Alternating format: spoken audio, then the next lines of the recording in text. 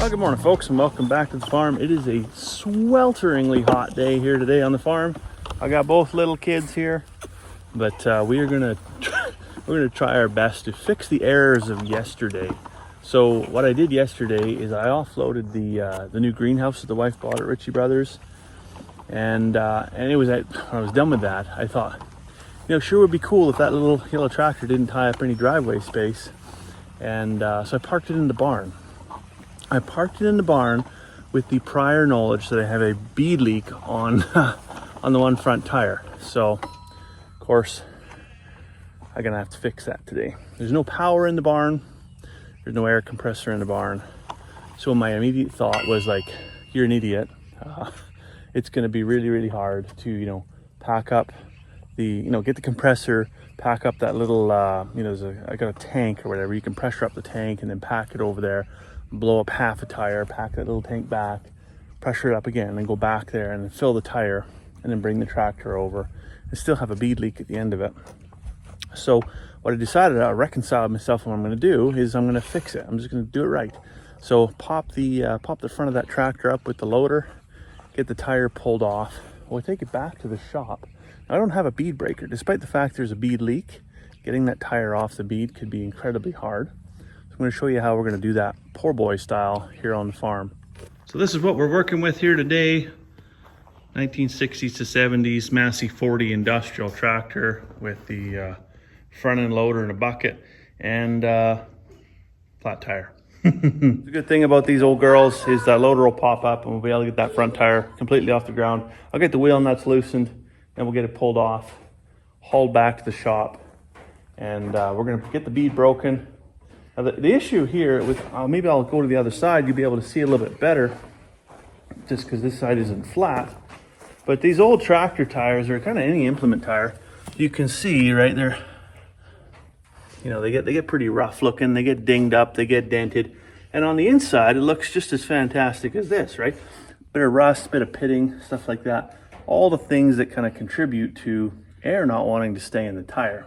So the tire itself does really good to form fitting to kind of any of the deformations, like minor dings like this one in the rim. But the rust and the pitting is really where it chews it up. So we'll get the bead broken, we'll clean it up on the inside, and then we're actually going to take a grease gun and we'll go around and we'll grease everything up, and then pop it back up on the bead, get her back on the tractor. And that's what I did with this one last year, and it's held ever since. The whole front side of the tractor lifted up off the ground, fantastic, lots of room. So I can get that tire and rim pulled off, get it wheeled back to the shop, get her fixed up properly. Now to break the bead, what we're gonna do today is we're actually gonna use one of these farm jacks. You probably got one on your farm. And we're gonna place it underneath the frame of a trailer. And the tire, of course, is on the ground. The foot of the jack is gonna sit on the uppermost portion of the tire, and we're just gonna place downward pressure on it. Now if you have a jack that's got the ground clearance that you can use the actual foot of the trailer, that works really, really well. With this particular trailer, I don't have that kind of clearance, so that's why I'm going to use the jack here. We are going to use it on the A-frame at the front of the trailer because that's as close to the truck as possible, so we can take advantage of the weight of the truck. So we leave everything hooked up to do this next step. We got it clamped down here, as you can see, and the foot of the jack is just adjacent to the rim. We'll just give her a push. You can see the trailer starting to lift, taking the weight out of the springs on the truck. Probably one or two more pumps. You can see in there, starting to work.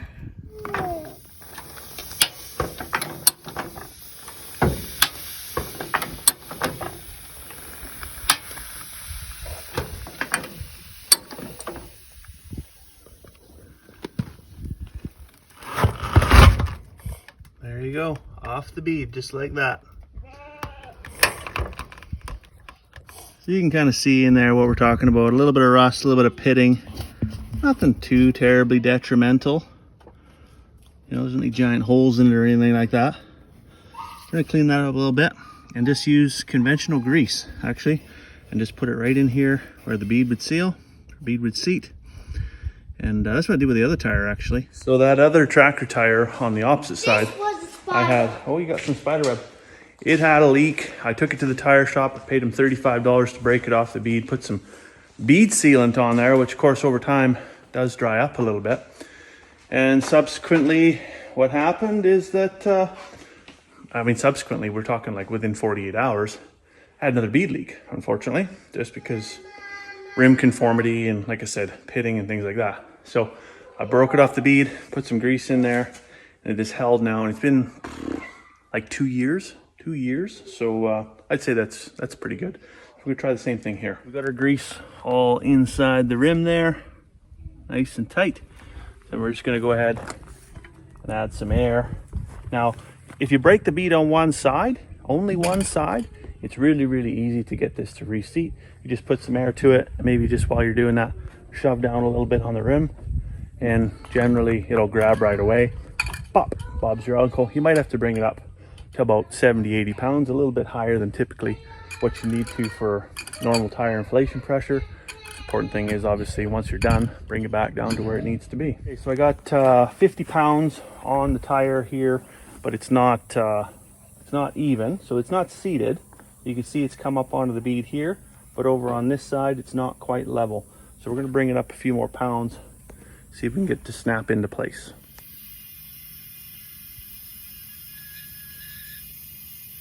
All right, so I got everything sealed all the way around there now. It's all nice and seated. Just gonna go ahead with some soap all the way around that bead.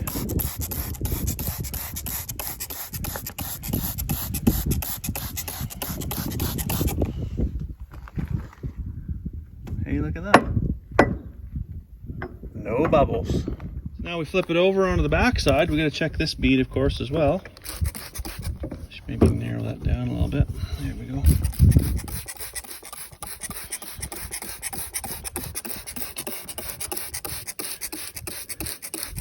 Why do we need to put more in it? So you can see I got a bead leak on the back side there, and I got another bead leak right there. Tiny little one right here, a slightly bigger one here. Basically, we'll just do the same thing we just did, but on the opposite side of the tire. We'll throw it under the trailer, we'll get the jack on it, pop it off the rim, get all cleaned up, get it greased up, get it popped back on there. Robert will be our mother's brother, and we'll be able to throw that back on the tractor this afternoon. We're all wrapped up there. Tires on, all sealed up. Tractor's ready to roll. I don't know what the next project's gonna be, but hopefully not another flat tire. We're slowly becoming experts at that. But anyways, I think it's time to go play with the kids for a little bit. So I'll let you go for now. Hope you have a fantastic afternoon. We'll see you tomorrow.